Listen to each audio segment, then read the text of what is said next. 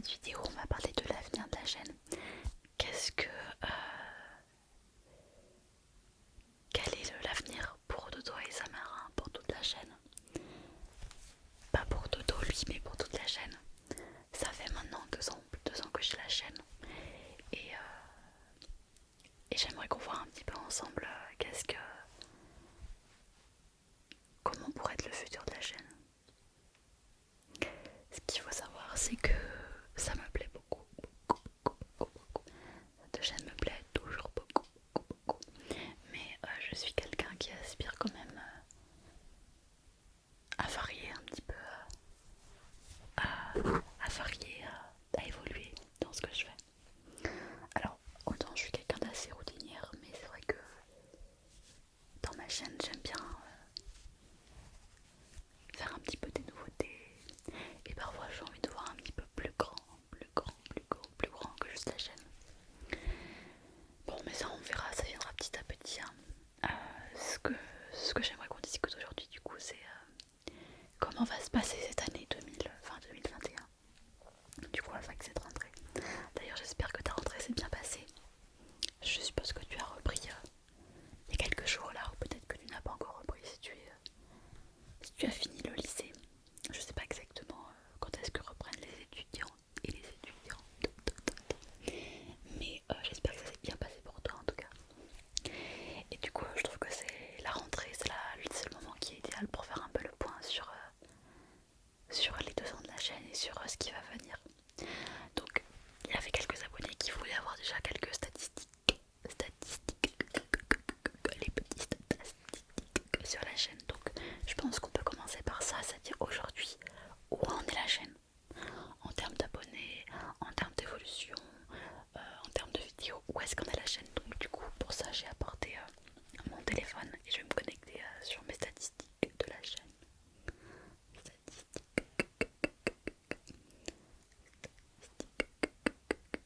De la chaîne, de la chaîne, de la chaîne.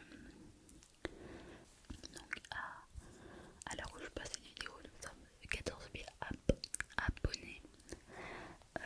Ce qui est bien, c'est qu'en fait, depuis janvier de cette année, donc 2020, il y a vraiment eu une belle progression. On va voir comment ça se produit pour les prochains mois.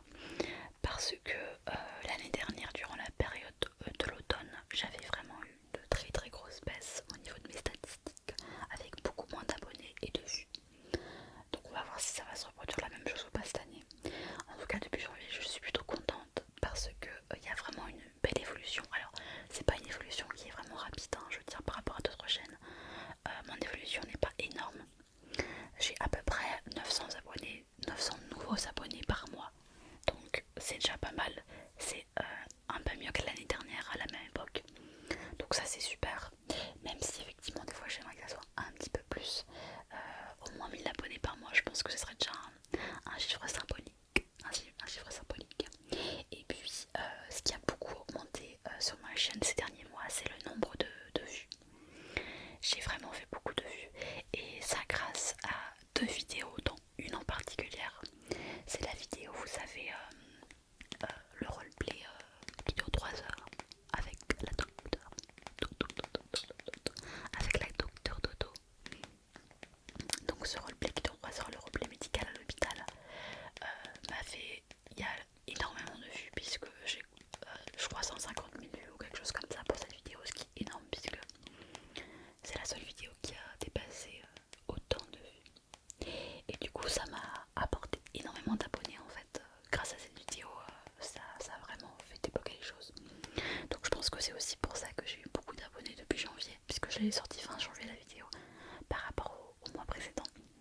Après il y a quelques autres vidéos qui ont bien marché aussi. Il y a eu la vidéo le roleplay avec l'ophtalmologue, le test visuel que vous avez beaucoup aimé aussi. Et puis il y a eu la vidéo, comment elle s'appelle celle-là, roulette russe, qui vous a beaucoup plu le concept. Donc ça je pense que je referai une vidéo roulette russe, pas tout de suite, mais peut-être avant la fin de l'année 2020, je sais pas, peut-être on verra.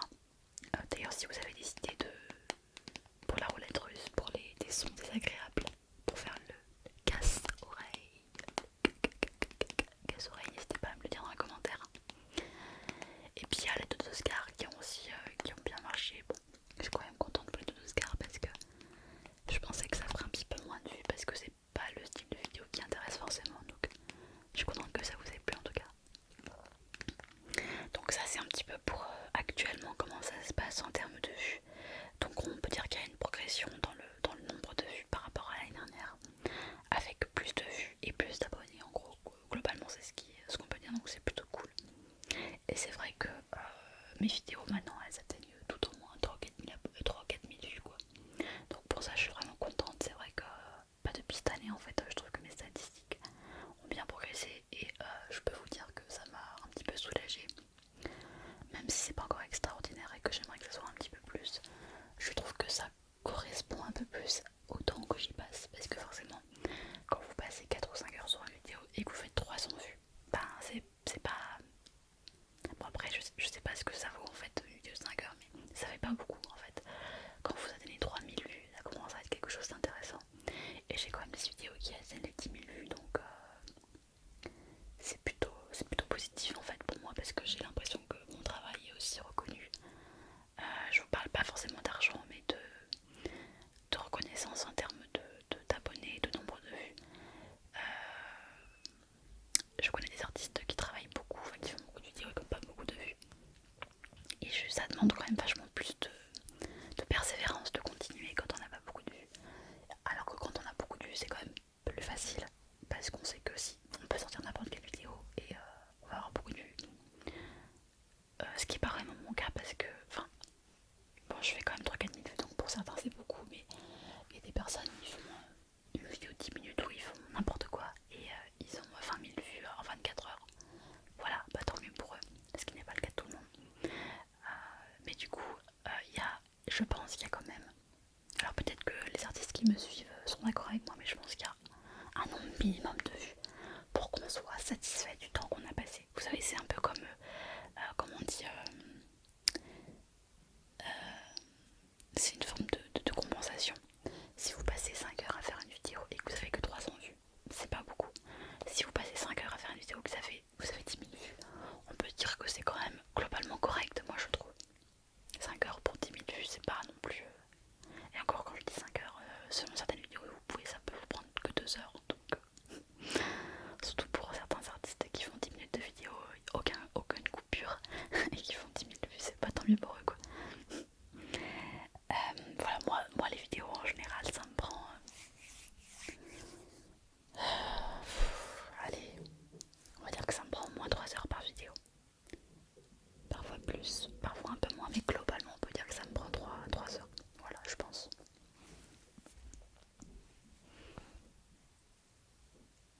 Et c'est vrai que du coup pour l'évolution de la chaîne, j'aimerais savoir un peu ce qui vous plairait comme type de vidéo. Parce que ce que j'ai remarqué, c'est que j'aime bien faire des roleplays, mais que c'est temps, j'ai envie de faire des roleplays, mais que si ça a un sens, en fait, c'est-à-dire faire un roleplay, je sais pas moi, vendeuse d'ordinateur par exemple. Oui, pourquoi pas, mais bon, si je peux faire vendeuse d'ordinateur, je peux faire vendeuse de téléphone portable, vendeuse de peluche, vendeuse de n'importe quoi. Mais mon but à moi, c'est de trouver un sens dans mes roleplays. C'est pour ça que quand je fais des roleplays, j'aime bien créer des personnages, créer des contextes, y mettre un petit peu du sens, une histoire, voire une morale aussi. Quelque chose qui soit plus que juste je joue n'importe quoi, histoire de faire de la SMR quoi. Voilà, ça c'est mon choix personnel. Je sais qu'il y a plein d'abonnés qui s'en fichent complètement. Je pourrais faire n'importe quel type de personnage, n'importe quel type de roleplay. Vraiment, je pourrais faire, je sais pas moi, qu'est-ce que je pourrais vous donner comme roleplay rigolo. Vendeuse de fourmis. Allez, on va choisir autre chose que vendeuse, par exemple. Bah, artiste peintre, voilà, enfin n'importe quoi. En fait, n'importe quoi. Tant que je fais blablabla devant la caméra, ça leur conviendrait bien. C'est ton cas peut-être, non? Tant que je parle, tant que je chuchote devant la caméra, ça leur convient. Mais moi, voilà, je suis un esprit un petit peu complexe et j'aime bien que ce que je crée ait un sens, un intérêt dans ce que je fais. Pour moi aussi, pas seulement juste pour le but de dormir, voilà. Pour ça d'ailleurs que des fois les personnages ne sont pas très comment dire, relaxants. Même si vous avez l'air de les trouver relaxants, mais bon, des fois, mes personnages sont pas très relaxants.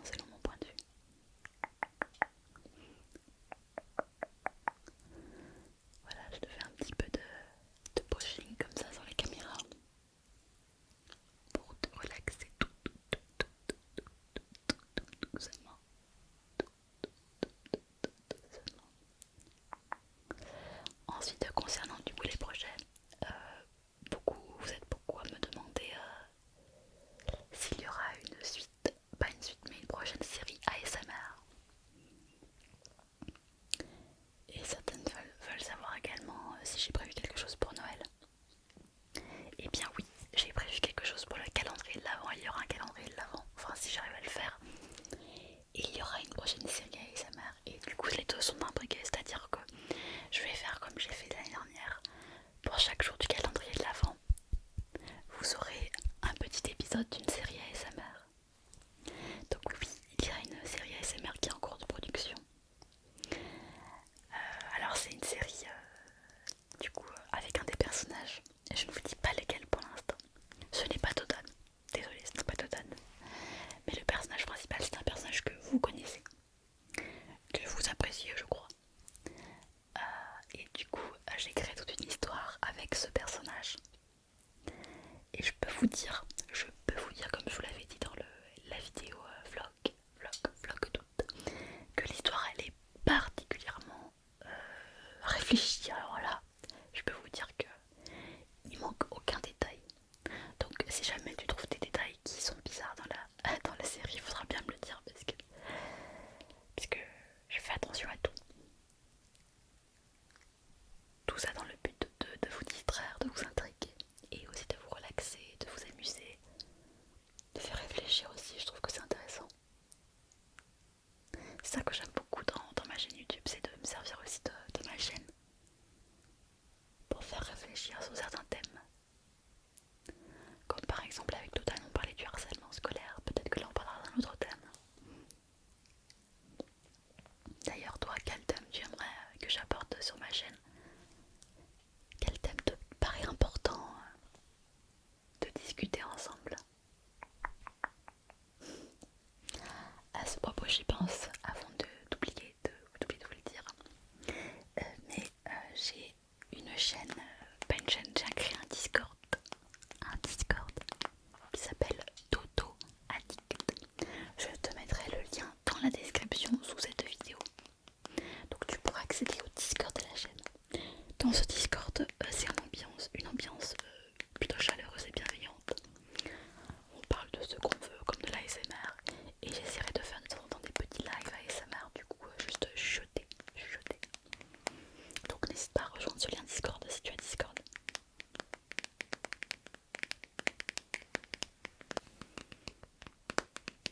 Donc voilà pour la prochaine série ASMR qui sortira en décembre du coup pour la calendrier de l'Avent. Il y a d'autres personnes qui m'ont aussi demandé si j'avais des projets de collaboration avec d'autres artistes ASMR. Pour l'instant je n'ai aucun projet. Il faut savoir que personne ne m'a jamais demandé de projet à part payer l'ASMR. C'est la seule qui m'a posé de faire quelque chose avec elle. Et sinon personne m'a jamais demandé, donc voilà, ça a toujours été de mon initiative. Et vous savez, pour ceux qui me connaissent depuis un moment, vous avez remarqué que j'ai quand même fait intervenir beaucoup d'artistes sur ma chaîne.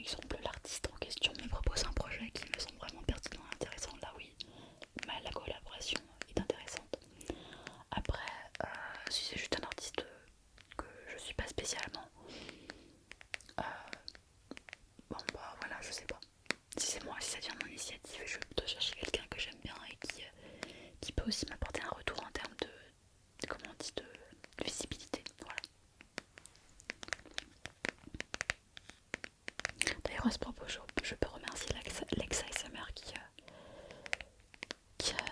avait mis la vidéo de Toscar sur sa chaîne. Enfin, il a pas mis la vidéo, mais il avait laissé un message sur sa communauté. Et du coup, grâce à ce message, je sais qu'il y a des personnes de sa communauté qui ont rejoint les Toto Addicts. Donc je trouve ça vraiment très sympa de ta part si tu passes par là, Lex ASMR. Donc pour les projets de collaboration, pour l'instant, j'en ai pas. Mais peut-être que tu as une idée. Peut-être que tu as une idée de collaboration avec quelqu'un en particulier et que du coup je pourrais lui proposer. Pourquoi pas. À voir si tu as une idée.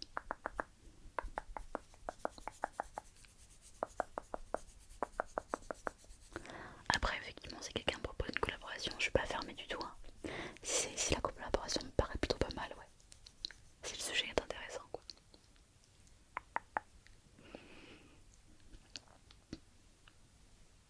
Et j'ai envie de faire aussi de la l'ASMR un peu différent, peut-être des fois.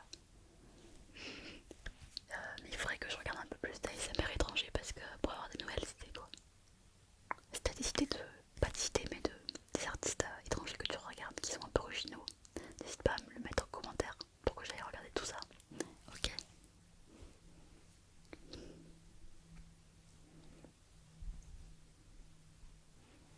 Ça fait super beau avec les effets de lumière, de lumière, de lumière rose, comme ça, rose.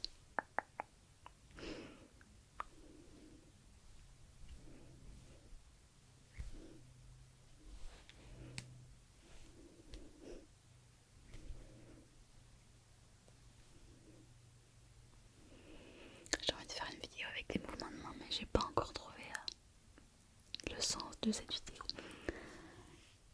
Oui, vous allez dire que je me tracasse beaucoup pour trouver un sens quand je fais mes vidéos. Mais ça, c'est la faute à YouTube aussi. Hein. Parce qu'en fait, si je fais une vidéo où j'écris mouvements de main, personne ne va la regarder.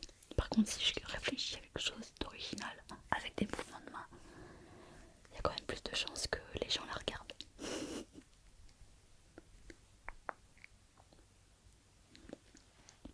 Par exemple, c'est comme l'inaudible, il y a beaucoup de...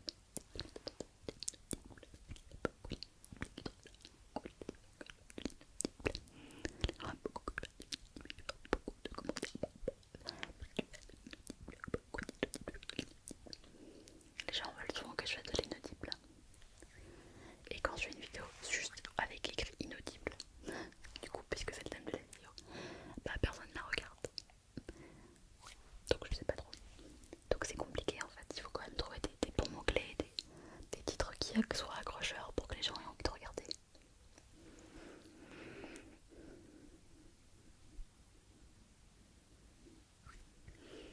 Donc pour cette année 2020, du coup, ben, je sais pas trop encore où je vais aller, mis à part cette série ASMR qui est prévue. Et pour l'instant, j'ai pas d'autres projets en cours. Par contre, ce que j'ai remarqué, c'est que je suis un petit peu en manque d'inspiration pour faire des vidéos. Pas un manque d'inspiration, plutôt un manque de motivation pour faire certains roleplays. Puisque j'ai l'impression que c'est toujours la même chose que je fais. Donc si toi